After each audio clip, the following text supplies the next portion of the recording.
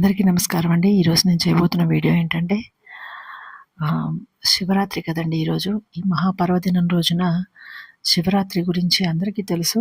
కానీ నేను కొంచెం చెప్పాలనుకుంటున్నాను. ఎవరికైనా నచ్చితే కనుక లైక్, షేర్ అండ్ సబ్స్క్రైబ్ చేయండి. ఉపయోగపడుతుంది అనుకుంటే కనుక ఓపెన్ చేసి వీడియోని వినండి. లేట్ చేయకుండా వీడియోలోకి వెళ్ళిపోదామండి. ఈ రోజున ఈ మహాశివరాత్రి పర్వదినము కేవలము ఉపవాసము, జాగరణ ఇది మాత్రమే కాదు, కేవలం పండుగ మాత్రమే కాదండి. ఈరోజు ఈ పర్వదినానికి ఒక విశేషమైన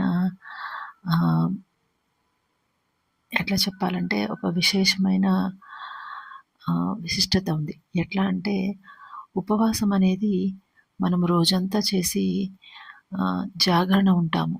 ఉపవాసం అంటే జనరల్గా మనము కొంత భోజనం మానడము అట్లా చేస్తూ ఉంటాం కదా.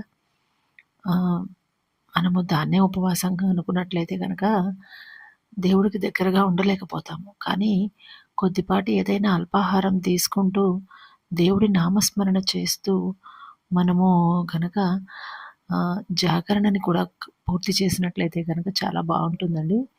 అది దేనికంటే కనుక ఆ జాగరణ అనేది మనం దైవనామస్మరణ చేయడం మాత్రమే కాదు. ఆ జాగరణలో ఉండే ఉద్దేశ్యం ఏంటంటే కనుక ఆత్మ పరిశీలన చేసుకోవడం. మనము మొత్తం అంతా కూడాను జాగరణనే చేస్తూ ఉండలేం కదా. అందుకని జనరల్గా ఆత్మ పరిశీలన అనేది అప్పుడప్పుడు జరుగుతుంది. అసలు ఈరోజు ఏం జరిగింది,